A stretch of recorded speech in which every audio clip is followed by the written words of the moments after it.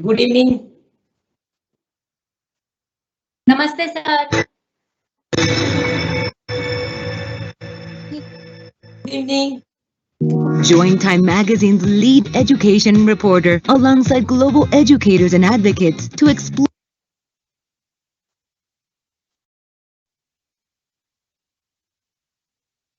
the impacts of teaching forgiveness.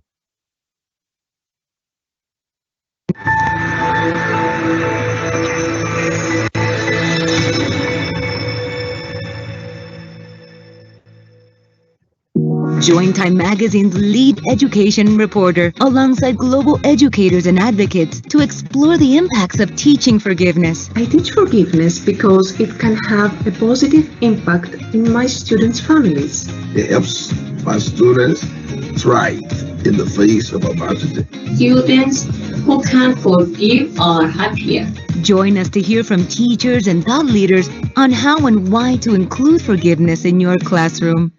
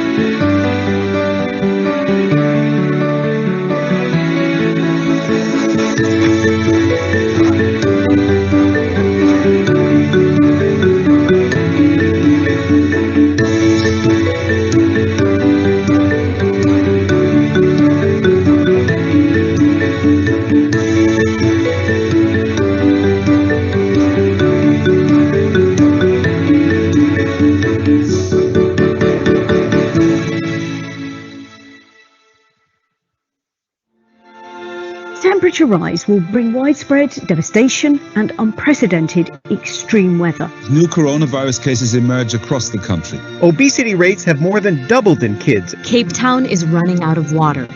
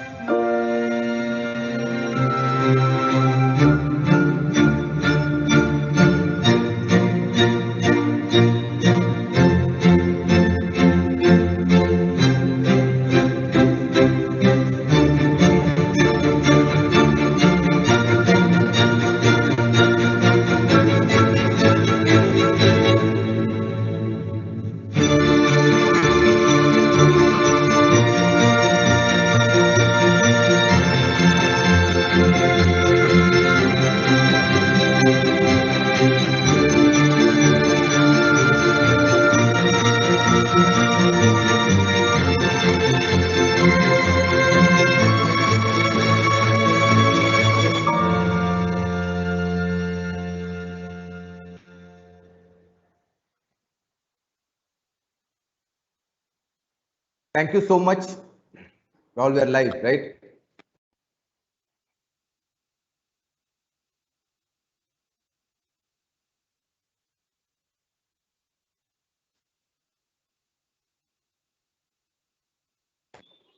All we are live.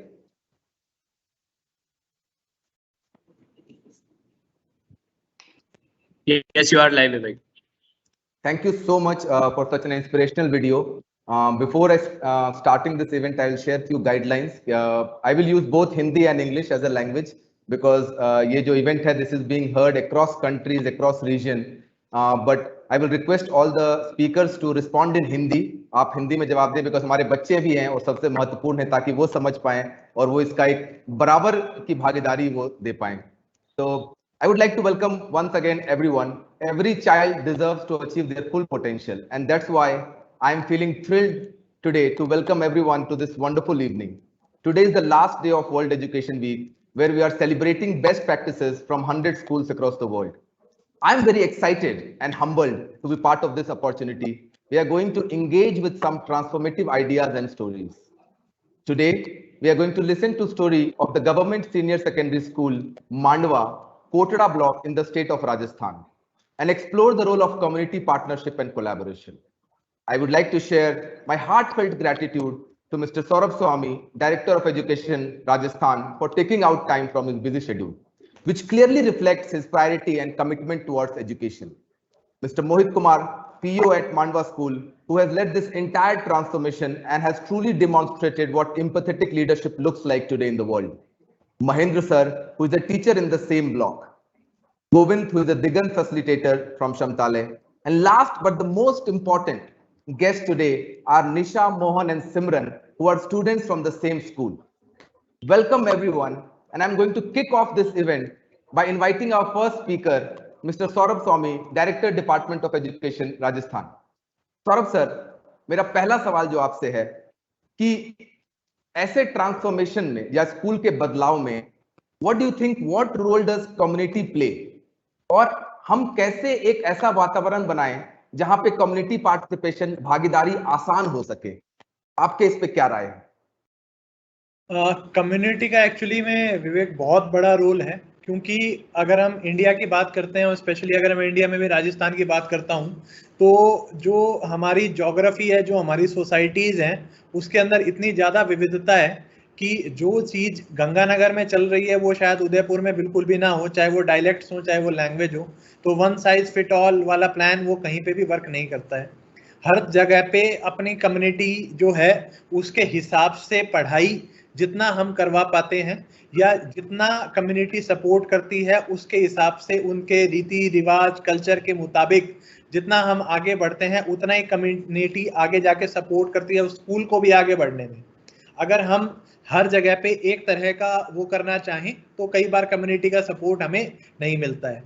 अब इस case के अंदर क्योंकि उदयपुर के अंदर भी जो ट्राइबल ब्लॉक है वो बिल्कुल कोटड़ा, और उसके अंदर जिस प्रकार से कम्युनिटी के सपोर्ट से वहाँ के जो टीचर्स हैं और वहाँ के बच्चे हैं, पहले तो उनको ये समझाया गया, पहले कम्युनिटी को समझाया गया कि what we are trying to achieve, हम करना क्या चाहते हैं, हम किस प्रकार से आगे बढ़ना चाहते हैं. जब और जिस समय पे कम्युनिटी को सपोर्ट का ये पता चला कि ये चीज ऐसे होगी और इस प्रकार से होगी और इसका बच्चों को इस प्रकार से फायदा मिलेगा, तब जाके पूरा भारत ही, इनफैक्ट मैं तो कहूँगा पूरा विश्व वो एक प्रकार से है कि अगर वहाँ के लोकल लीडर्स, अगर वहाँ की कम्युनिटी को समझ में आ जाए कि हमारे बच्चों को इस प्रकार से इस चीज का फायदा मिलेगा, देन चाहे वो कोटड़ा हो, चाहे वो शेखावटी हो, चाहे वो कोई भी इलाका हो पूरे राजस्थान के अंदर या पूरे इंडिया के अंदर, उसका कोई फर्क नहीं पड़ता. वो जो स्कूल है या वो एक सोसाइटी इन इटसेल्फ है, वो एक स्ट्रॉन्ग बन के, जो कि अभी पीपीटी में भी दिखाया गया, वो स्ट्रॉन्ग बन के निकल के सामने आती है.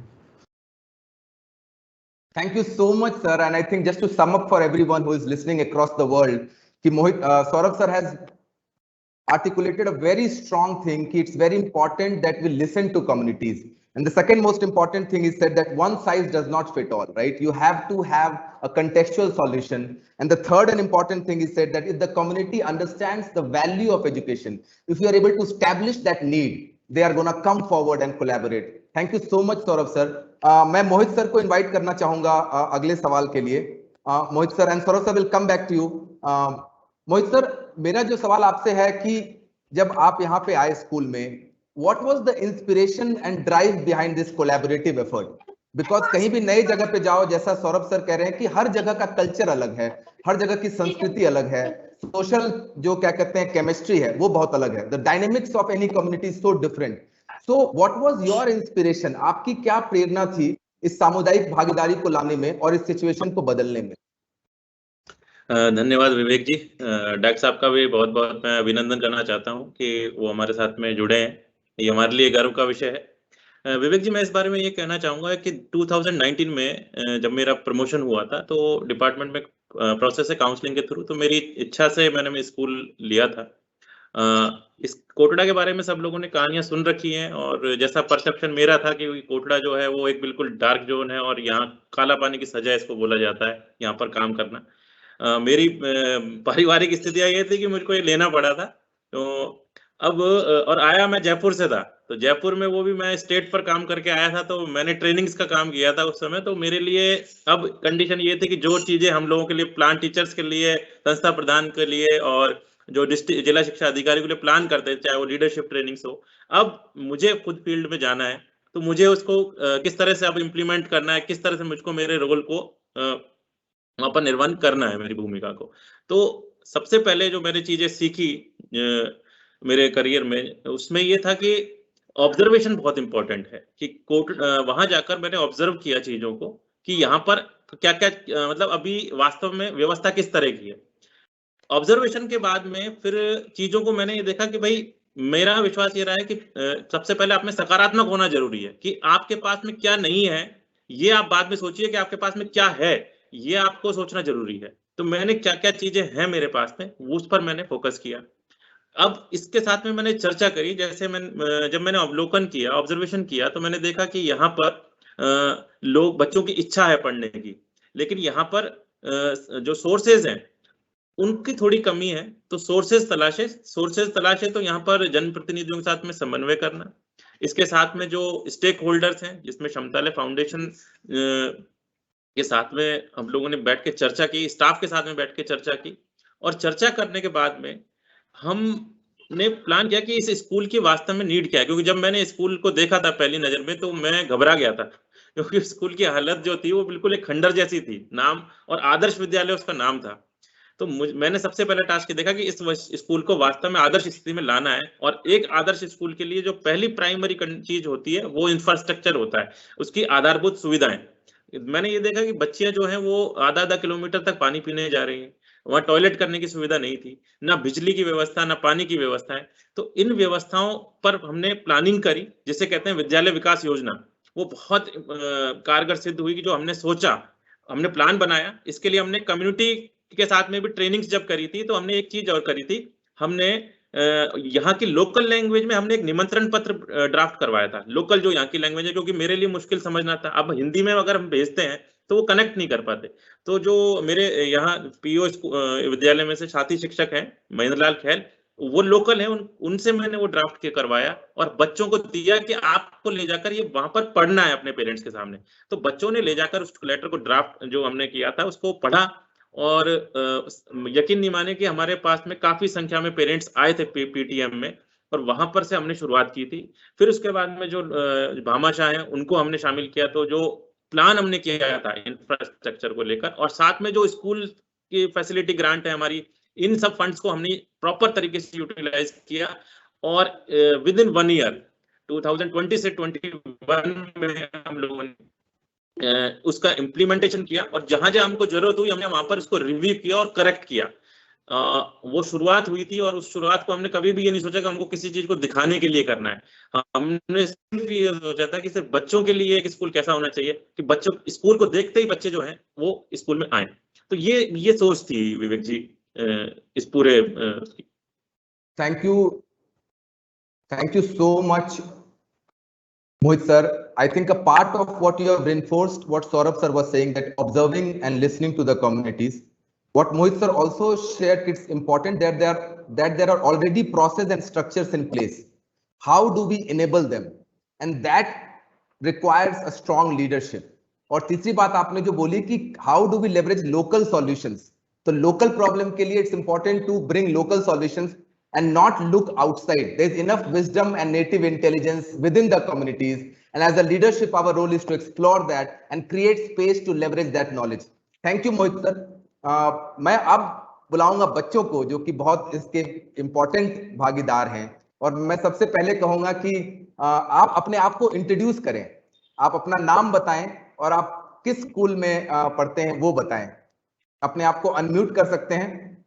मुझे पता है कि वहाँ के चैलेंजेस क्या हैं, कभी लाइट भी चली जाती है, ये टेक्नोलॉजी का जो मीडियम है वो भी वहाँ नहीं पहुँच रहा है, लेकिन फिर भी उस स्थिति में आप लोगों ने काफी हिम्मत दिखाई है. तो आप अनम्यूट करके बच्चे अपने आप को इंट्रोड्यूस करें. सिमरन, मोहन, निशा, कोई भी अनम्यूट करके एक एक करके अपने इंट्रोडक्शन दे सकते हैं.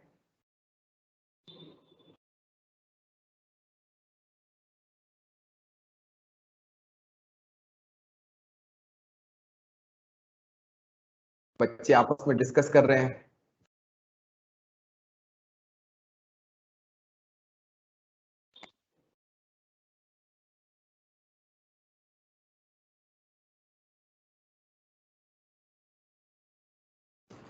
बच्चों के साथ कोई अपना है क्या मेंबर वहाँ पे, वो अनम्यूट कर देगा.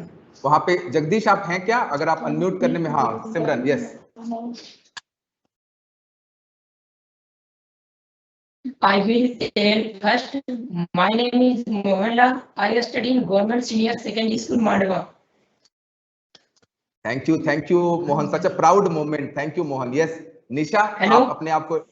Thank you, Mohan. निशा अपने आप को इंट्रोड्यूस कर सकते हैं आप. आपकी आवाज आ रही है मोहन. हेलो. हाँ, आपकी आवाज आ रही है मोहन. नेटवर्क प्रॉब्लम हो रहा है. हाँ निशा बेटा, हमारा आवाज आ रहा है मोहित? सॉरी. हेलो.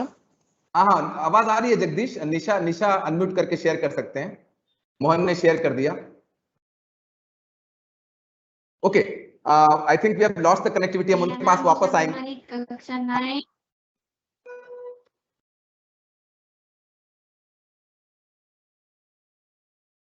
मेरा नाम निशा.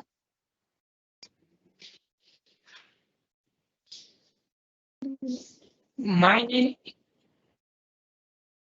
आप कैमरा ऑफ करके कोशिश कर सकते हैं, ये आपका रेजिलियंस दिखा रहा है. हाँ निशा.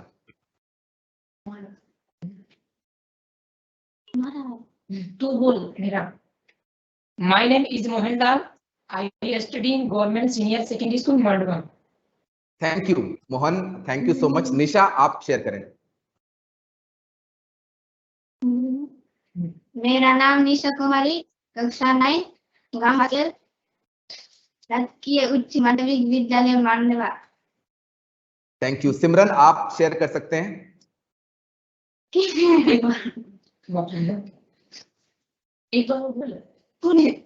मैं बोलूं क्या? हाँ सिमरन शेयर करें आप. माय नेम इज सिमरन शर्मा. मैं क्लास 11th में पढ़ती हूँ, राजकीय उच्च प्राथमिक विद्यालय मांडवा, और मैं बाकेल में रहती हूँ. Thank you. For the audience, I want to let you know Simran has just joined the school and she is also here to mentor these students. तो वो peer learning जो होता है वो भी हम देख सकते हैं. माय नेम इज सिमरन शर्मा. मैं क्लास 11th में पढ़ती हूँ और राजकीय उच्च प्राथमिक विद्यालय मांडवा. Thank you. आपकी आवाज आ रही है सिमरन. मेरा अगला सवाल आपसे है बच्चों की, आप अपने गांव के बारे में कोई एक बात बताएं जो आपको अच्छी लगती है.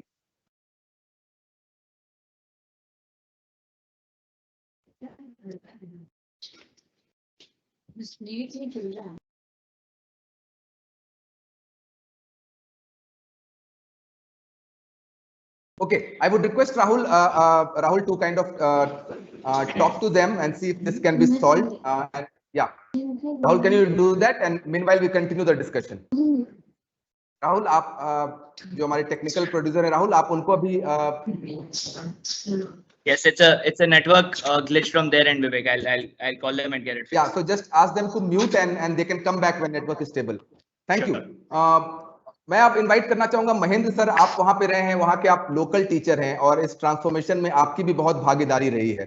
तो अगर आप कुछ एक उदाहरण दे पाए कि ऐसा आपने क्या क्या किया स्टेप्स, बिकॉज मानिए अगर दूसरे जगह के लोग, मानिए यहाँ पे बांग्लादेश का कोई प्रिंसिपल देख रहे हैं या फिर युगांडा के कोई प्रिंसिपल देख रहे हैं, तो उनको आप क्या बताना चाहेंगे कि ऐसी कौन सी 2-3 छोटी चीजें की जो इस बदलाव में आपको मदद किया?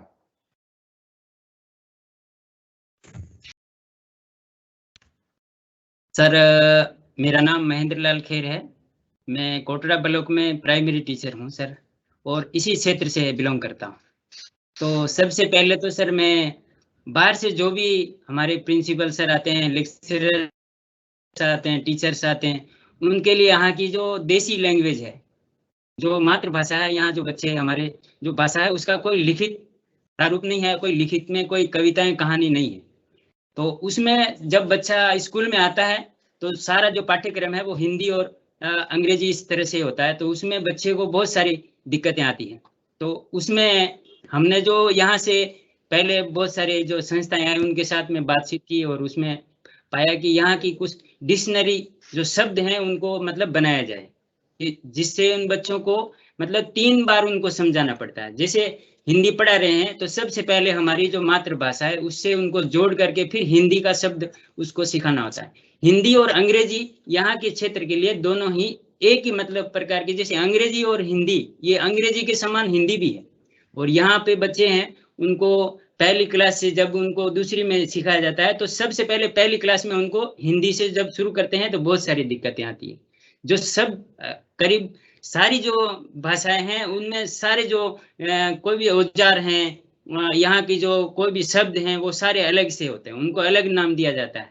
तो उससे उनको अगर सिखाया जाता है तो वो कंफ्यूज होते हैं और वो हमारे सामने क्वेश्चन करते हैं कि भाई गुरुजी, जैसे हम उदाहरण के तौर पे बोलते हैं, जैसे कांच होता है, जो दर्पण होता है, उसको यहाँ की देसी भाषा में मतलब जैसे हमने उनको पढ़ाया, भाई ये शीशा देखो, इसके अंदर अपना मुंह देखो, तो उनको मतलब अपनी देसी लैंग्वेज में वो गाली होती है, तो सारे बच्चे हंस पड़ते हैं। तो इस तरह से वो एक बच्चा को हम अगर किताब भी पढ़ाएंगे तो वो शब्द को छोड़ देता है, मतलब वो अपने आप में यूं सोचेगा कि भाई इस तरह से यहाँ की गाली है या इस तरह का वर्ड है, तो फिर वो उस शब्द को आगे छोड़ के अगली भाषा पे जाएगा, वो बोलेगा ही नहीं उसको। अगर जैसे बच्चे ने पढ़ लिया तो वो सारे बच्चे हंसने लग जाएंगे, पहली क्लास का दूसरी क्लास का बच्चा। तो इस तरह का था। तो हमने मतलब इसको अपने तरीके से वर्कशॉप की और उसमें हमने ये शब्द निकाले और उस शब्दों को मतलब उसके साथ जोड़ा। जैसे भी हम बोर्ड पे पढ़ाते हैं तो तीनों वर्ड पहले हम उसको अपनी देसी भाषा में लिखते हैं और उसके बाद में फिर हिंदी में लिखते हैं, उसके बाद में उसको अंग्रेजी में लिखते हैं। तो तीनों वर्ड उसको लिखने पड़ते हैं और पहले हम अपनी भाषा में उसको वर्णन करके बताते हैं, उसके बाद से हम दूसरा शब्द उसको सिखाते हैं। ये सर यहाँ की मतलब बहुत बड़ी दिक्कत है। और बच्चे हैं वो उत्साहित बहुत रहते हैं, लेकिन जो बाहर के टीचर आते हैं उनको मतलब यहाँ भाषा समझने में बहुत सारी दिक्कतें आती हैं। अगर यहाँ का लोकल टीचर है और उसको एक वर्कशॉप कराई जाए, ट्रेनिंग दी जाए और इस तरह से उनको सिखाया जाए तो बहुत सारे यहाँ के टीचर्स हैं वो यहाँ की जो कमजोरियां हैं भाषा की और शिक्षा के स्तर की वो दूर हो सकती हैं। तो इसके लिए मतलब अलग से ट्रेनिंग होना चाहिए। Thank you so much Mahendra sir. I think मैं अगर आपके बात को समराइज करूं, if I have to sum up, what you're highlighting is a very important thing, the use of local dialect, the use of mother tongue in the classroom, which state curriculum framework NEP also is highlighting in India, कि in primary school it's mandatory to use mother tongue and local dialect. That helps you build stronger connect with the community, that opens up channel of communication. So those who are listening across India, I think it's high time that in primary school we must ensure that a child is being spoken in the language they understand, and that will really decrease the trust deficit that we have established. Thank you Mahendra sir. मैं गोविंद जी के पास जाऊंगा कि गोविंद जी आपसे मैं सवाल पूछना चाहूंगा कि there are already so many structures, process, government is doing the best it can. What role do you think in such cases civil society organization can play? सरकार के पास ऑलरेडी संसाधन है, सरकार कई सारी इनिशिएटिव्स ले रही है, हमेशा सरकार बच्चों के लिए नई नई चीजों को ला रही है। आपको क्या लगता है ऐसे स्थिति में सिविल सोसाइटी ऑर्गेनाइजेशन का क्या रोल होना चाहिए?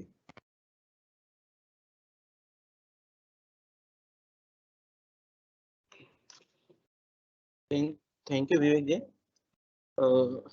एक्चुअली जैसे कि गवर्नमेंट की अगर सरकार की बात करें तो आप अगर टीचर को लेके बात करें तो जैसे कि एक सरकार उसको अगर कोई ट्रेनिंग करवा रही है, बीएड करवा रही है, एसटीसी करवा रही है, तो उस समय में जो इनकी ट्रेनिंग वगैरह जो होती है, उनका जो तरीका होता है वो एकदम कंप्लीट तरीके से होता है, लेकिन वो चीजें फिर स्कूल में अप्लाई होना थोड़ा प्रॉब्लम करता है कि वो चीजें वापस स्कूल में अप्लाई नहीं होती।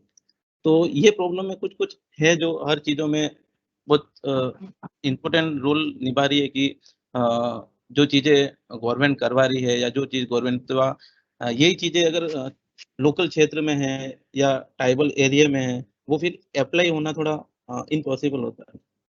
तो वो तो अप्लाई उसमें आपको क्या लगता है कि लोकल, यही मेरा सवाल है, उसमें लगता है अगर वहां पे क्षेत्र में जो भी लोकल एनजीओ काम कर रहे हैं उनका क्या रोल होना चाहिए, उनकी क्या भूमिका होनी चाहिए? उनका ये जैसे कि स्कूल वगैरह जो भी है उनमें जैसे एसएमसी का गठन में उनके साथ मिलके करना चाहिए, क्योंकि वो हो नहीं रहा।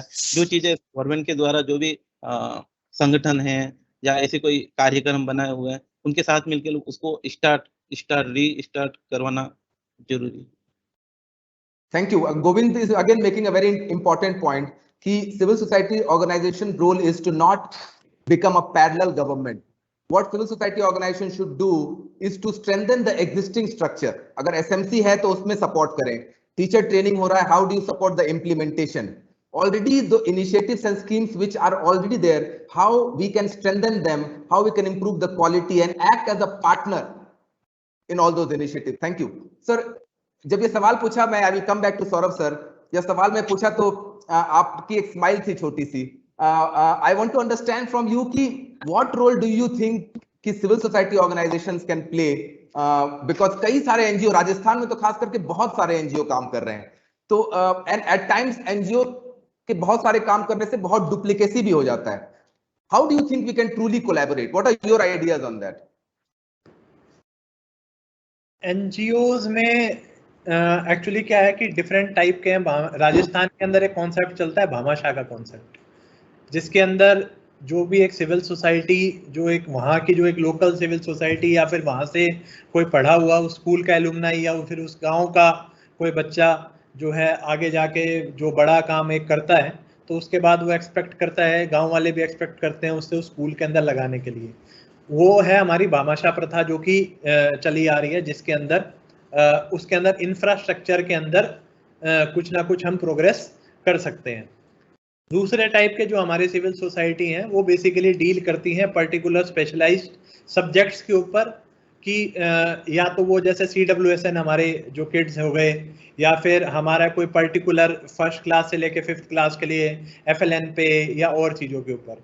इन सब का कोलैबोरेशन करना, इन सब में किस प्रकार से समन्वय बिठाना है कि हमारे इंफ्रास्ट्रक्चर के अंदर भी उतनी ही अच्छी ग्रोथ हो जितना अच्छी ग्रोथ कुछ पर्टिकुलर ऑर्गेनाइजेशन कुछ पर्टिकुलर एरिया पे कर रही है। वो काम स्कूल एजुकेशन जो है हमारे डिपार्टमेंट का है, तो उस चीज के लिए ही हम हमेशा से प्रयासरत रहते हैं। आगे भी इसी चीज के लिए प्रयासरत रहेंगे कि अगर जैसे क्षमतालय भी है जो कि एक छोटे से कोटड़ा ब्लॉक के अंदर काम कर रहा है, उसके जो लर्निंग्स हैं उसको हम कैसे स्टेट लेवल के अंदर इम्बाइब कर सकें, इम्प्लीमेंट कर सकें।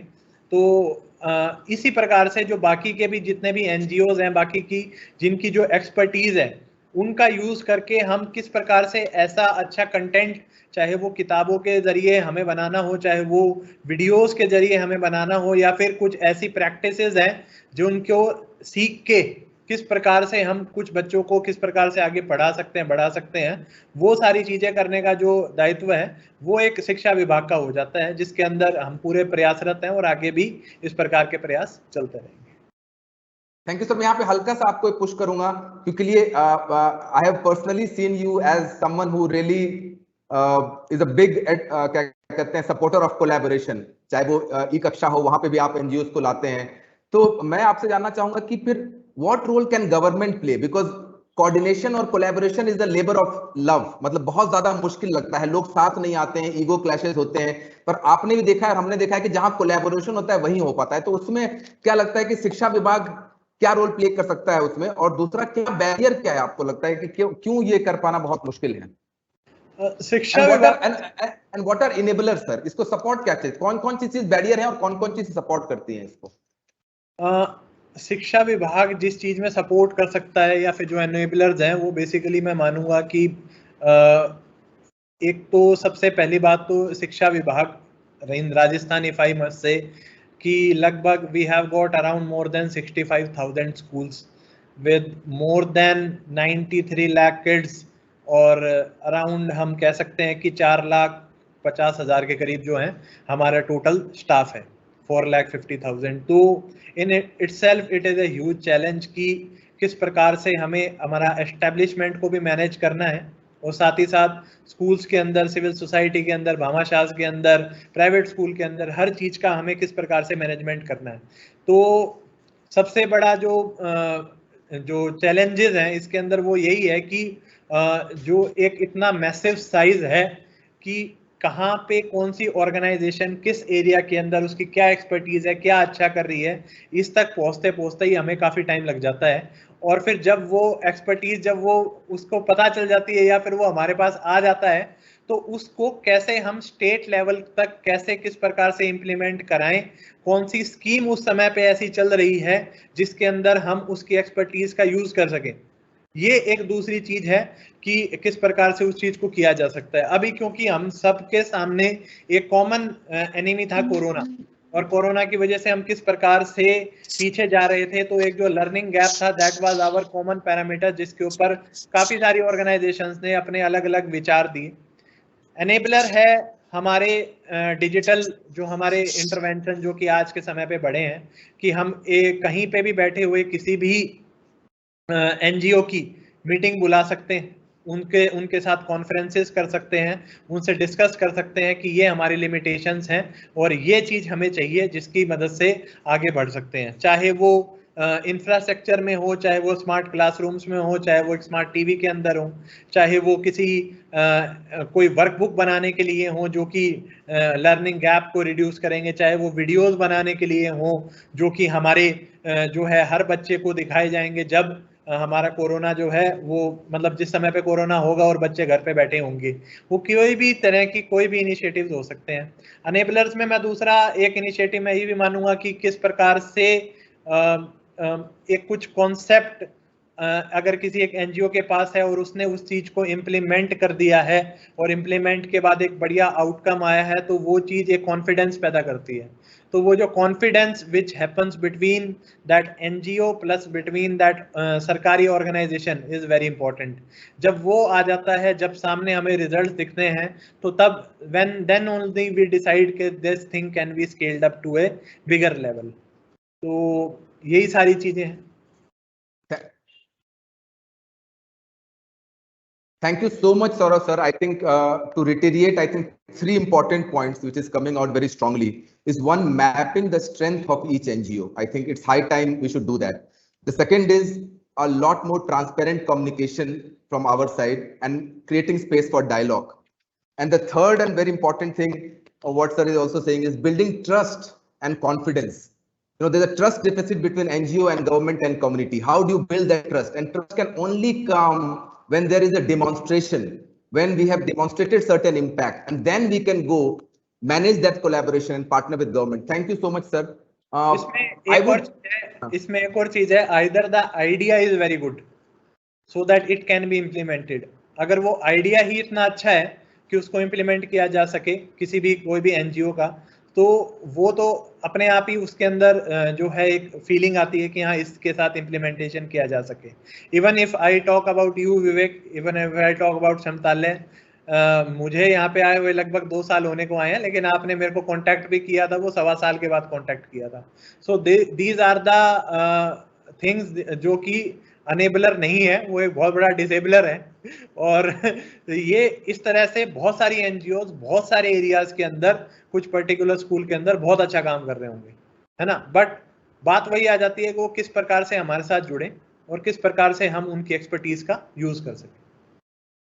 So thank you so much, Saurav sir. I think Saurav sir, you have hit the nail on its head when you are saying ki, you know, there's lack of communication. There are a lot of great ideas being implemented, and there is a general conception, right? The NGO think ki government is, you know, not being very supportive. The government think that NGO is not being supportive. I think the main problem here is lack of communication. I think it's important on our part to communicate. right? And then only we can expect anything to move forward. As sir rightly pointed out, a lot of times I think we hesitate in communication. Either we are not very sure of the solution, but I think it's very imperative on civil society organization to start communicating. There is nothing called under communication. Communicate lot and as much as you can. And दूसरा है कि reach out. If you have not reached out, the answer is always no. अगर आप किसी के पास गए नहीं है तो जवाब हमेशा ना है. तो thank you so much sir for highlighting. These are very interesting insights. And उसी से मोहित सर मैं आपके पास आऊंगा कि अगर मानो if someone in बांग्लादेश और बर्मा या युगांडा अभी इस बात को सुन रहा है और वहां की स्थिति ऐसी है, या केनिया जाएं आप या यूएस में देखें, तो अगर उनको आपको 5 चीजें बतानी है, if you have to share 5 things Mohit sir, कि अगर वो भी इस स्थिति में है, what are the 5 things that they should do or they should start doing to kind of initiate this change? ऐसे 5 चीजें क्या होंगी जो आपके अनुभव से निकल के आई हैं पॉइंट वाइज, जो वो करना स्टार्ट कर सकते हैं, चाहे वो प्रिंसिपल अभी भारत में किसी क्षेत्र में बैठ के इसको सुन रहे हैं या देश के किसी विदेश, इस पूरे दुनिया के किसी और कोने में बैठ के सुन रहे हैं.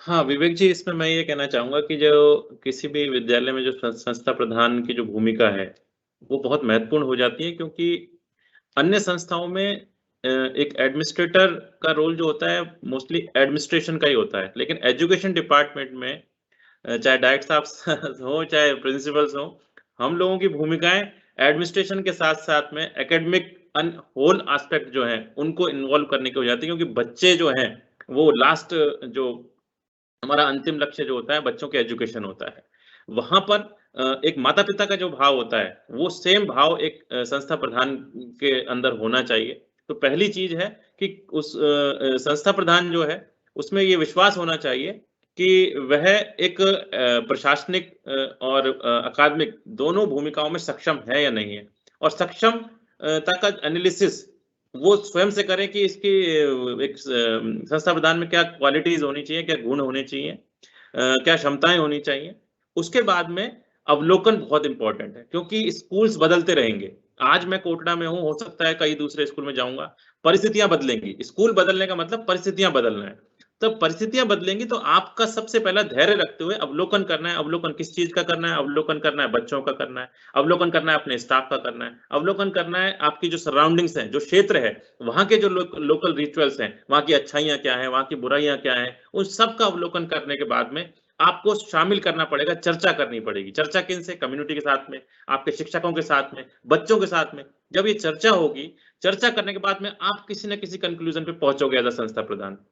उसके बाद में आपको प्लान बनाना पड़ेगा. प्लान बनाकर, जिसको हम कहते हैं विद्यालय विकास योजना, वो मैं उस पर बहुत विश्वास करता हूं, जिसमें 3 एस्पेक्ट बहुत इंपॉर्टेंट है. एक तो आधारभूत संरचना, दूसरा अकादमिक गतिविधियां, तीसरी सांस्कृतिक गतिविधियां. एक स्कूल में अगर इन 3 चीजों पर कार्य योजना बना ली जाए, वो रिजल्ट देने में सक्षम होगा. आधारभूत सुविधाएं, अगर मैं मेरे बच्चे के लिए आधारभूत सुविधाएं चाहता हूं, तो क्या गवर्नमेंट स्कूल में आने वाले बच्चे जो हैं वो इसके हकदार नहीं है? ये माइंडसेट होना चाहिए. दूसरा अकादमिक गतिविधियां, कि बच्चा जो अगर स्कूल में आ रहा है तो वो जो 6 घंटे पढ़कर जा रहा है, तो वो क्या पढ़कर जा रहा है, ये इंपॉर्टेंट है. इसलिए मैं अपने शिक्षकों को ये कहता हूं कि मैं आपसे साल भर बाद ये पूछूंगा कि आपने अगर कक्षा 1 के बच्चों आपके पास साल भर रहे हैं, तो साल में ये बच्चा आपके पास में किस स्तर पर था, या अंत तक आपने उसको कहां तक पहुंचाया. ये कक्षा 1 से लेकर 12 तक ये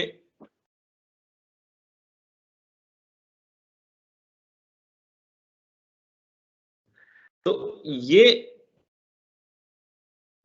जिम्मेदारी जो है कि अकादमिक और फिर उसके बाद सांस्कृतिक और जो अदर होते हैं, उनमें बच्चों का शाय बच्चे होते हैं. बच्चा ऐसा नहीं है कि बच्चा बोलना नहीं जानता, वो अपने कंफर्ट जोन में बहुत कुछ बोलता है. यही स्कूल होते हैं. स्कूल क्या है? स्कूल कोई जेल नहीं है. जेल वो स्कूल हो जाते हैं जहां पर ये सब सुविधाएं या फिर इस तरह का माहौल नहीं होता. तो पहली चीज हुई आपका कि विश्वास होना चाहिए अपनी स्वयं की क्षमताओं पर. दूसरा अवलोकन के बाद में चर्चा के बाद में आपका नियोजन और प्रबंधन, यानी कि प्लानिंग जो है वो किस तरह की है. आफ्टर प्लानिंग क्रियान्वयन, कि उसका इम्प्लीमेंटेशन कैसे होगा. इम्प्लीमेंटेशन करते बताया जाता है. मैंने इसको इम्प्लीमेंट किया और उसका काफी हद तक हम सही दिशा में आगे बढ़ रहे हैं. तो यही मैं कहना चाहूंगा कि अगर इस चीज को अडॉप्ट करते हैं तो सही रिजल्ट मिल सकते हैं। धन्यवाद। Thank you so much, Mohit sir. I think if I have to again sum up, observation of ground reality and understanding the social context. At times, we jump to the solutions without understanding the context. Context holds the key. Dialogue to create a shared vision and creating equal platform. आप देख रहे हैं what we have done here is created an equal platform, right from the leadership at the top level to children. So create an equal platform, dialogue and encourage partnership, keeping children at the center. हम जो भी कर रहे हैं, whatever we are doing, the entire setup is to ensure children are learning, right? Everything we are doing, right from designing curriculum, syllabus, infrastructure, teacher development, salaries, to ensure children are learning in school. They are just not coming to school. So thank you so much, sir, ये share करने के लिए। मेरा अगला सवाल Mahendra ji sir से होगा। I am not sure बच्चे आ गए कि नहीं, सो अनफॉर्चुनेट, उनकी आवाज सुनना हमारी प्राथमिकता थी। Are they back, Rahul? Are they back? Not yet, Vivek. They'll need another 5 minutes to join. Okay, so उनकी हम बात सुनेंगे। महेंद्र सर से पूछूंगा, महेंद्र सर अगर कोई आप उदाहरण के रूप में अगर शेयर कर सकते हैं, जो बिकॉज आप वहां के लोकल हैं, आपने कुछ ऐसी चीज की हो जिससे आपको रिजल्ट दिखा, अगर कोई छोटा सा उदाहरण अगर आप शेयर कर सकते हैं। Thank you sir. मैं यहाँ की जो जब मेरा पहला अपॉइंटमेंट हुआ था 2015 में, तो जब मैं स्कूल में पहली बार गया तो मुझे 12 बच्चे मिले थे, और 12 बच्चे मिले तो जब पहले की जो पोजीशन थी उसमें, फिर जब मैंने अपने ज्वाइन करते ही फिर बच्चों से मैंने थोड़े सवाल जवाब किए इस तरह से, तो फिर से एक बच्चा है वो थैला लेकर के मतलब गेट से निकलना, और भी वो जैसे एक धीरे धीरे एक आधे घंटे के अंदर अंदर वो सारे बच्चे निकल गए। उसके बाद से मैंने देखा कि यार ये बच्चे भागे क्यों, थैला लेकर के और अपने गेट से निकल गए। तो फिर धीरे धीरे, मैं पहली बार में था जब उनका मेरा पहला परिचय भी नहीं हुआ, लेकिन फिर जब मैं दूसरे दिन भी सही टाइम पे स्कूल पहुंचा तो फिर वही बच्चे मिले। फिर मैंने देखा कि यार ये बच्चे आते जरूर हैं लेकिन भाग जाते हैं, कारण क्या है। फिर जो मैंने पहले भी एक लोक जुम्बिश संस्था थी उसमें मुक्तांगन प्रोजेक्ट चला था, उसमें मैंने 5 साल तक काम किया था। तो उसमें मैंने एक विद्यालय जो परिसंचालन किया जो कोटड़ा ब्लॉक में ही है, चना की उमर करके एक विद्यालय है, अभी जो गवर्नमेंट स्कूल था, और उसको मतलब सरकारी विद्यालय के जो टीचर से वहाँ पहुंच नहीं पाते थे और रोड से 17 किलोमीटर तक दूर था। तो वहाँ मेरी पहली अपॉइंटमेंट हुई थी दिसंबर 1998 में। तो उस कंडीशन में मैं वहाँ की जो परिस्थितियां थे भली भांति जानता था। तो फिर वो गवर्नमेंट स्कूल था लेकिन संस्था ने इसको एडॉप्ट किया क्योंकि वहाँ कोई सरकारी टीचर पहुंच नहीं पाता था, पगडंडियों से पहाड़ी के रास्ते से जाना पड़ता था। तो वहाँ मैंने मतलब 3.5 साल तक काम किया। तो मुझे उन बच्चों के भी वही कंडीशन थी, वो भी ऐसे ही भाग जाते थे। तो वहाँ भी टीचर जाते थे और वो हाजिरी भरते, 1 महीने में 1 बार आते थे और इस तरह से, तो वो भी भाग जाते। जैसे मैं पहली बार वहाँ भी गया तो मैंने वहाँ का अनुमान लगाया और इस तरह से यहाँ भी कोई कंडीशन है। फिर मैंने धीरे धीरे दूसरे दिन में गया तो मैंने क्या करा, चॉकलेट लेके गया, मीठी जो अपने होती है 15-20 रुपए की, और चॉकलेट ले जाकर मैंने एक बच्चे को दे दी। फिर वो दूसरे दिन वो बच्चे थे मतलब मेरे साथ में 1 घंटा 2 घंटे आराम से रुके। फिर मैंने खेल खेला, उनके साथ बहुत सारी एक्टिविटियां की, पढ़ाई की और मैंने ध्यान नहीं दिया। फिर धीरे धीरे वो कंडीशन बदलती गई। फिर मैंने उनके साथ बहुत सारी मतलब बातें की, क्योंकि मैं भी वहां से 10 किलोमीटर की परिधि में था। तो वो गांव से राउंड में जाता है तो यूं शॉर्ट में 7 किलोमीटर था। तो फिर मैंने उनके साथ एक्टिविटी की और मैंने उनको लिखने पढ़ने के लिए कुछ भी नहीं बोला।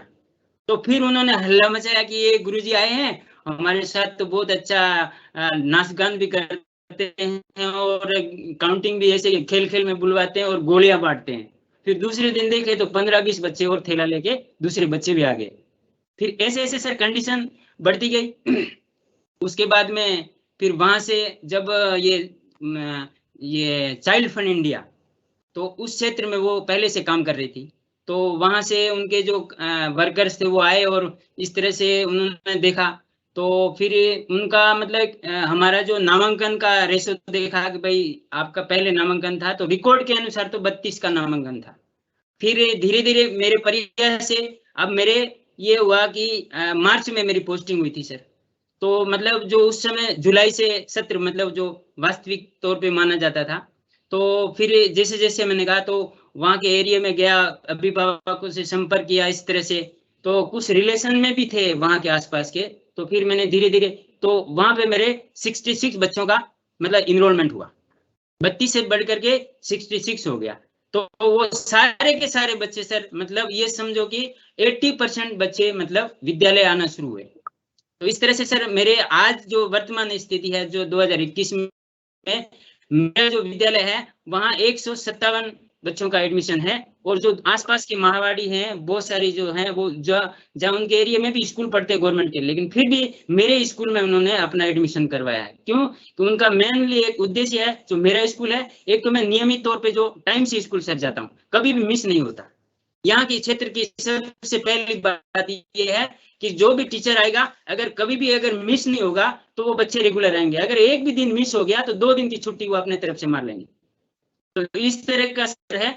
और आज की जो पोजीशन है, जैसे आपने भी कई बार विजिट किया है सर, विवेक जी सर ने भी और बहुत सारी संस्था ने, और जब भी हम ऐसी कोई एक्टिविटी करवाते हैं कहीं भी संस्था का जो होता है तो हम हर संस्था का मतलब एक मोस्ट वेलकम करते हैं। जो भी आता है हमारे साथ एनजीओ, उनके साथ हम मिल जुल के काम करते हैं। बहुत सारे ऐसे टीचर्स होते हैं यार एनजीओ वाले आएंगे तो अपने मतलब सरकारी विद्यालय की जो भी है कमी पेशी तो सर होती है तो ऐसे खोलेंगे, इस तरह से वो उनसे सही बिहेव से बात नहीं करते। लेकिन मेरा ये है कि मैं अपने बच्चों से जुड़ा हुआ हूँ, मैं हर समय ये कोशिश करता हूँ कि जितने एनजीओ हो सारे से मैं मतलब अपने बच्चों के लिए कुछ न कुछ जुटा पाऊँ।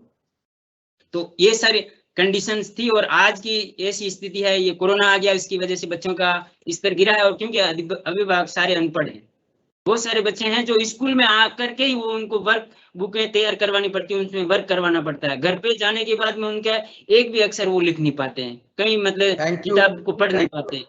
ये है। Thank you Mahendra ji. कुछ सवाल जवाब भी हैं जो ऑडियंस से आ रहे हैं, तो मैं समय का ध्यान रखते हुए I am interrupting, but I want to highlight जो आपने बोला है, 2 बातें बहुत अच्छी बोली हैं, and this is you know a very joyous moment for मी।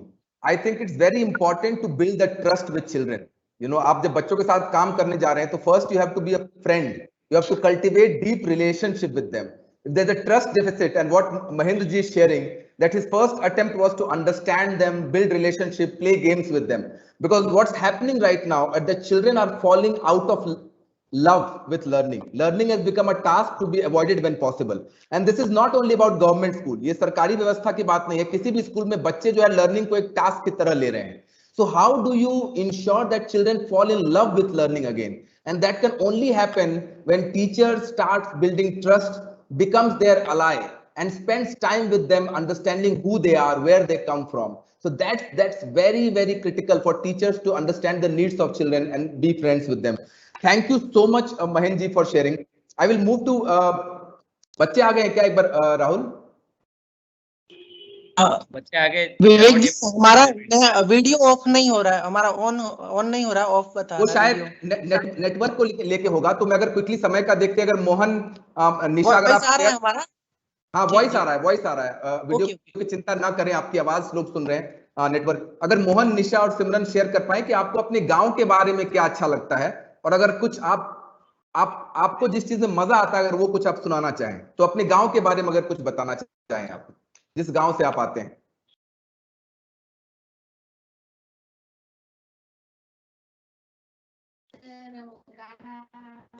हम अपना गांव से संबंधित गाना सुनाना चाहते हैं। हाँ प्लीज सुनाएं मोहन।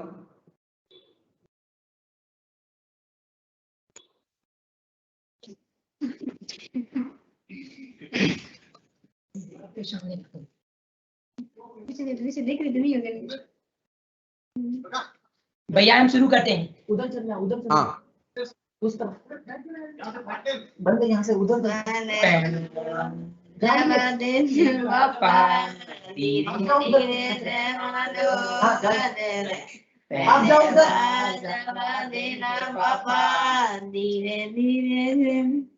पार्टी पहले याले पापा धीरे धीरे जमानो पार्टी पहले याले पापा पासे बुक ले याले पापा धीरे धीरे जमानो पासे बुक ले आले पापा पहनेवा जावा दे बापा धीरे धीरे जमानो बदले पहनेवा जावा दे पापा कॉपी पेन ले आले पापा धीरे धीरे जमानो बदले कॉपी पेन ले आले पापा पहने मुँह हाथ लागे पापा धीरे धीरे जमानो बदले पहने मुँह हाथ लागे पापा जल्दी शादी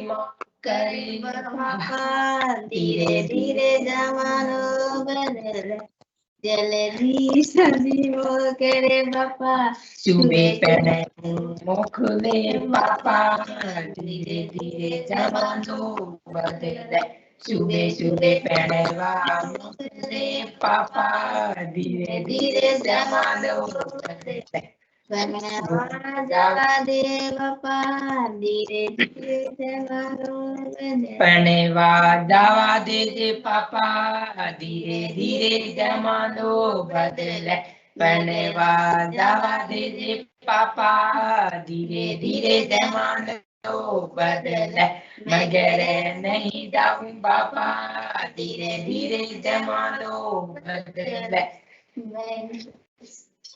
तो थैंक यू मोहन। अगर मैं एक सवाल आप बताएं, अपने गांव के बारे में आपको क्या अच्छा लगता है, अगर ये आप शेयर कर सकें तो। मोहन, निशा, आपके गांव के बारे में आपको क्या कौन सी चीजें पसंद है? What are the things you like about your village?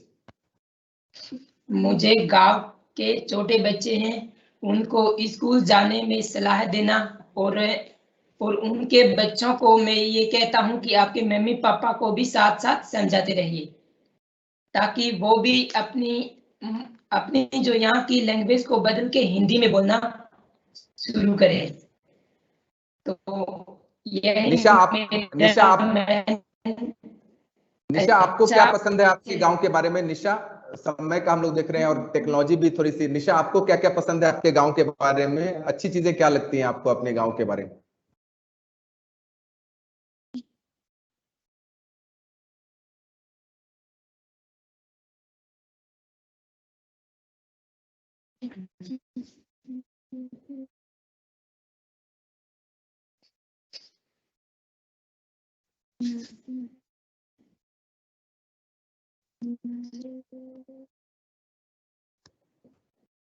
Okay, technology, but I think this also answers a very important question which was on the chat. How do you create safe spaces for children and encourage experiments? I think the answer network का problem है। राहुल, कहने आप देख सकते हैं mute, because समय हम लोग रन कर रहे हैं। आई थिंक ये चैलेंज है। सो दिस ऑल्सो आंसर्स एक सवाल आया था चैट पे कि how do you encourage safe spaces? If you bring children's knowledge to the classroom, if you validate their knowledge, if you use their wisdom, I think they would feel more confident. Their self-esteem would go up, and that's very, very important, right? Fear will always discourage learning. So how do you create that trust and confidence? By validating their knowledge, bring their cultural knowledge into the classroom, and then take the next step. So thank you so much. ये सवाल मुझे बच्चों से पूछना था, but Saurabh sir मैं आपसे पूछना चाहूंगा as a leadership person. What do you think, आपके हिसाब से what would be a dream school for you? कि एक सपनों का स्कूल अगर हो, ताकि what is your aspiration for these children? आपके लिए इन बच्चों के लिए क्या विजन है? एक सपनों का स्कूल कैसा दिखेगा? सपनों का स्कूल तो जो है वो डिपेंड करता है विवेक, जो कि बच्चों के ना सपने बहुत छोटे छोटे होते हैं, है ना। तो बच्चों ने जो सपना देखा है, अगर उनके सपने साकार हो जाते हैं उस स्कूल से, तो वो ही स्कूल जो है वो उनके लिए बेस्ट स्कूल है। जो बच्चों का सपना क्या होता है? बच्चों का सपना ये होता है कि मैं बड़ा होके और जो है एक सक्सेसफुल इंसान बनूं। सबसे पहले हर कोई जो सपना देखता है वो यही देखता है, वो ये नहीं सोचता कि मैं ये डॉक्टर, इंजीनियर और ये सब बनूं, नहीं, वो एक सक्सेसफुल इंसान बनने की सोचता है। और सक्सेसफुल स्कूल क्या होता है? एक बढ़िया स्कूल ये वो होता है जो कि उसको एक अच्छा इंसान बनाए। अगर एक वो अच्छा इंसान बनेगा तो वो जिंदगी के अंदर सक्सेसफुल तो अपने आप ही बन जाएगा। तो जो सपनों का स्कूल है वो मेरा वही स्कूल है जिसके अंदर से हर कोई बच्चा एक अच्छा इंसान बन के निकले, क्योंकि एक अच्छा इंसान ही होगा जो कि सभी प्रकार के जो है अपने सपनों को अचीव कर पाएगा, अपने जिंदगी के अंदर सक्सेसफुल हो पाएगा। और सक्सेसफुल बच्चे जो हैं वो आगे जाके रोल मॉडल बनते हैं। रोल मॉडल बनते हैं उस गांव के लिए भी, उस जिले के लिए भी, और अगर कोई और अच्छा निकल गया तो उस प्रदेश के लिए, उस स्टेट के लिए। जैसे कि अगर मैं बात करता हूं कि गांव के लिए एक अच्छा रोल मॉडल कौन निकलेगा, जैसे ये सामने महेंद्र जी बैठे हैं, तो वो ये गांव के लिए एक रोल मॉडल है कि हाँ इन्होंने किया, एक 3rd ग्रेड के टीचर बने, तो एक रोल मॉडल बने कि हाँ अब इस गांव के अंदर से बाकी के भी लोग इनकी राह पकड़ के आगे बढ़ सकते हैं। एक जिले के लिए स्टेट मॉडल क्या हो सकता है, एक वो सक्सेसफुल मॉडल क्या हो सकता है, कोई RAS बना या कोई IAS बना, एडमिनिस्ट्रेटिव सर्विस में आया, या फिर किसी ने एक ऐसा बिजनेस सेटअप किया जो कि आज के समय पे सक्सेसफुल हुआ। एक पूरे प्रदेश के लिए एक रोल मॉडल क्या बन सकता है, कोई ओलंपिक्स के अंदर गया, उसने वहां पे गोल्ड मेडल जीता या सिल्वर मेडल जीता, या एटलीस्ट पार्टिसिपेट भी किया। तो ये जो है ये डिफरेंट टाइप के गोल्स हैं जो कि हम ही सेट करते हैं, और बच्चे खुद को सेट करके जब उन बच्चों को अचीव करना वो चालू कर देते हैं, ठीक है, तो तब वो सक्सेसफुल बन जाते हैं। तो यही जवाब है, यही सवाल है। Thank you so much sir. I think आपने बहुत कम शब्दों में बता दिया कि dream school is a school which supports children achieve their true potential and help them become good human being. अगर ये कोई भी स्कूल कर पा रहा है कि उनके help them achieving what they want to do in their life, I think that is a dream school. मेरा क्विकली आपसे एक लास्ट सवाल है जो चैट में आया हुआ है। सवाल तो काफी है लेकिन मिस करना होगा मैं, बिकॉज इसके बाद दूसरा इवेंट स्टार्ट होगा। Has the challenges of the pandemic enabled more dialogue and relationship between NGOs and government? Sir ये सौरभ सर डायरेक्टली आप पे डायरेक्टेड है ये। हाँ, challenges की वजह से, because we have found a common enemy, so because of that common enemy everybody was a sufferer. So to tackle that common enemy, yes, we have found so many NGOs who have done so many wonderful things in their own small spaces, और उनको हमने इकट्ठा करके, और कहीं ना कहीं तो yes corona has been good in that aspect कि हाँ हमें इस चीज को उसने किया है, बिकॉज जो टेक्नोलॉजी का यूज है वो आज के समय पे हम सब समझ पा रहे हैं कि वो कितना बढ़ गया है। अगर मैं पूरे राजस्थान की बात करूं तो आज के समय पे जो चीज हम सोचते थे कि कभी किसी समय पे कि हम वीडियोस जो हैं उनको दिखा पाएंगे, आज के समय पे मोर देन 50 लाख के करीब जो बच्चे हैं वो डायरेक्टली हमारे स्माइल से जुड़े हुए हैं, और वो सारे लोग जो हैं हमारे कक्षा के जो वीडियो जो हमारे द्वारा बनाए गए हैं उनको देख रहे हैं। यूट्यूब के ऊपर अगर हम उनके व्यूज की बात करें जो कि आज से पहले हम कभी सोच नहीं सकते थे, तो more than 9 crore views have come on those videos. उन 1000 के करीब जो उन वीडियोस हैं उसके ऊपर 9 करोड़ से ज्यादा व्यूज हैं। तो ये चीज दिखाती है कि जब बच्चे ही इतना ज्यादा टेक्नोलॉजिकली एडवांस हो जुड़ गए हैं तो एनजीओज भी उसकी मदद से हमसे जुड़े हैं, उन्होंने अपने आइडियाज शेयर किए हैं जो हमें बिल्कुल बहुत बढ़िया लगे हैं, उनको हमने इम्प्लीमेंट करने की भी कोशिश की है, और यही फायदा मेरे को लग रहा है कि आगे हमको इससे मिलेगा।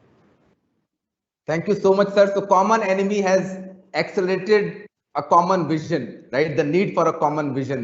Thank you so much, Saurabh sir. Mahendra ji कुछ आखिरी शब्द आप शेयर करना चाहते हैं, जो लोग हमें सुन रहे हैं, एक सेंटेंस में अगर कुछ आप शेयर करना चाहें बच्चों के लिए या कम्युनिटी के लिए।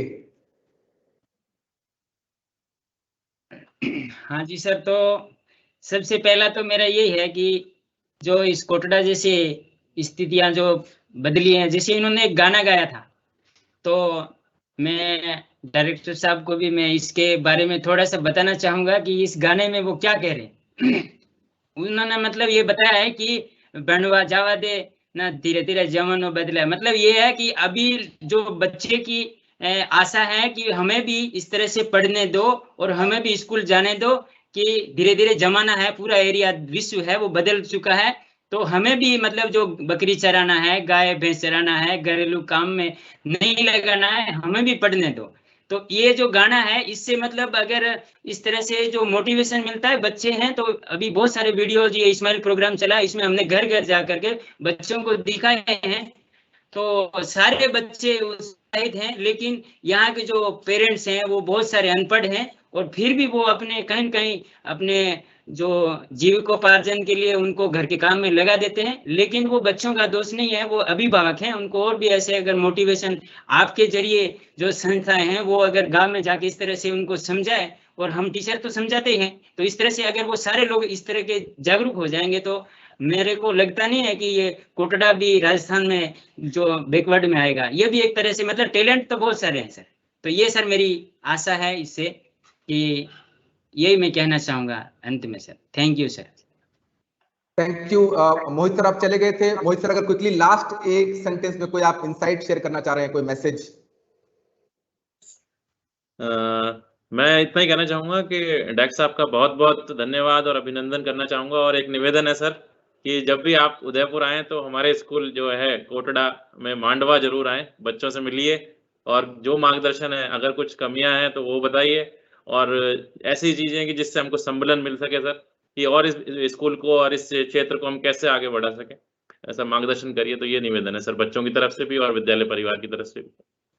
Thank you Mohit sir. Govind आप कुछ आखिरी बात कहना चाहते हैं?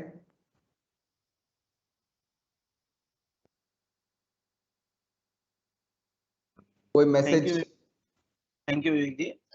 मैं जो ट्राइबल एरिया जो कोटा खंडवा स्कूल है, जो ये क्षेत्र है जो कोटा, उसके बारे में उन बच्चों का यही है कि आप अपने पढ़ने में जो रुचि है आप में, आपको बस वो प्लेटफॉर्म नहीं मिल रहा है इनको, तो वो कुछ कमियां हैं, तो वो धीरे धीरे जो भी शिक्षक हैं उनको अपनी संस्था है पार्टनरशिप से कम करे जा रहे हैं। जैसे कोई किसी सब्जेक्ट के टीचर वगैरह नहीं है तो उसमें संस्थाएं काम कर रही है, उन जगहों पे फैसिलिटेटर लगाए हैं। और कोई बच्चे जैसे कि उनकी समस्या को भी देखा जाता है कि कोई बच्चा जैसे कि स्कूल नहीं आ रहा, 4 दिन 5 दिन नहीं आया, होम विजिट करके पता किया जाता है उस बच्चे की क्या समस्या है। तो ये चीज कर रहे हैं ऐसे।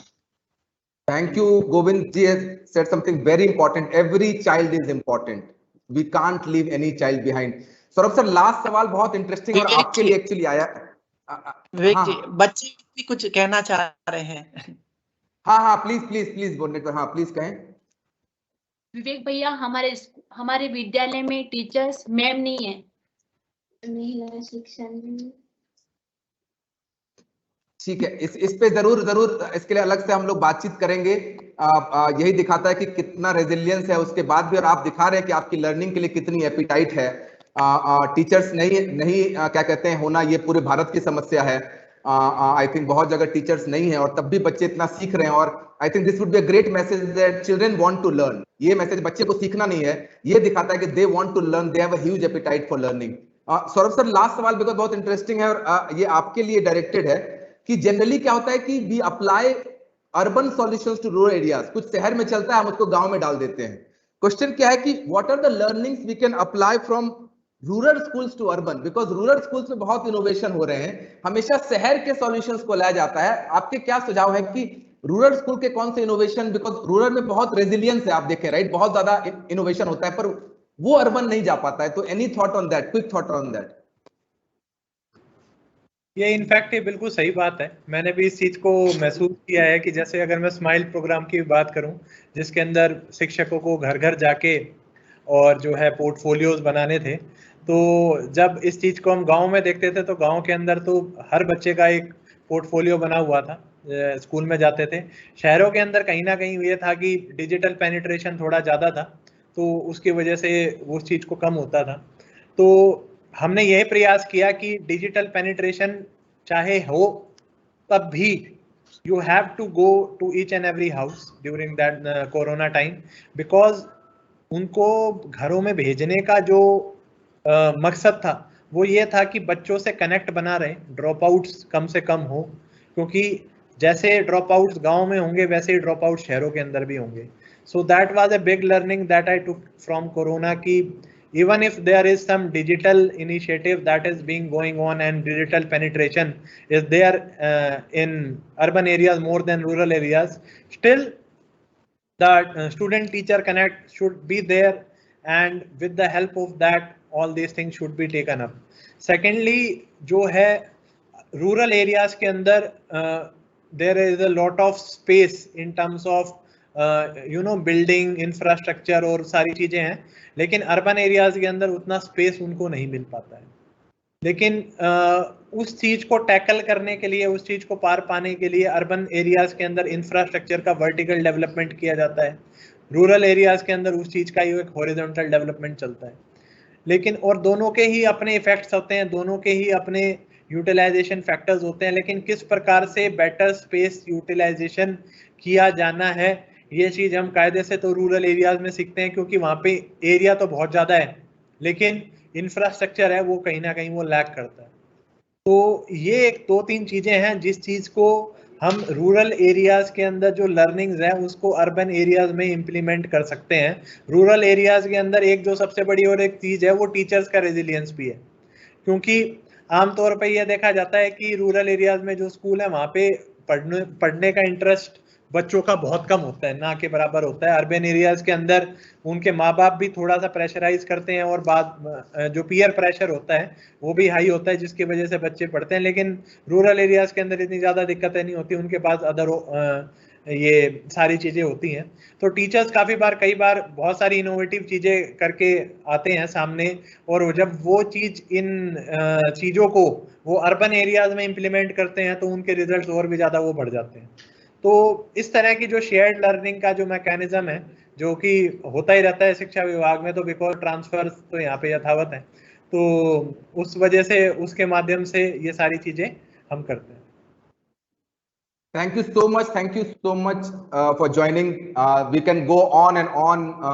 This is such an invigorating conversation. I have truly enjoyed every bit of it.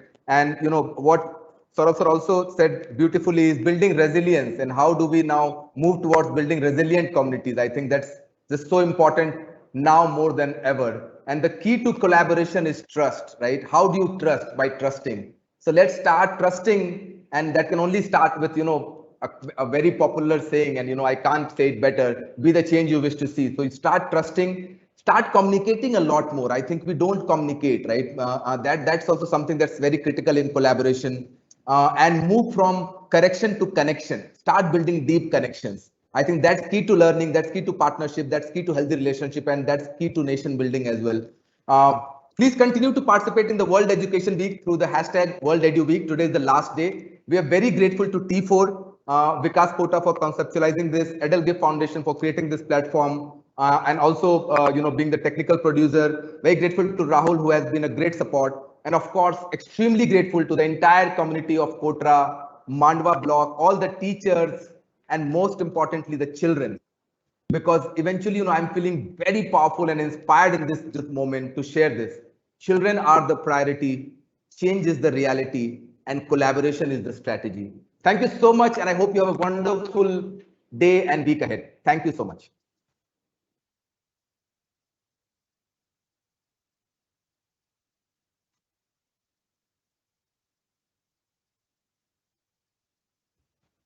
Thank you, Vivek ji.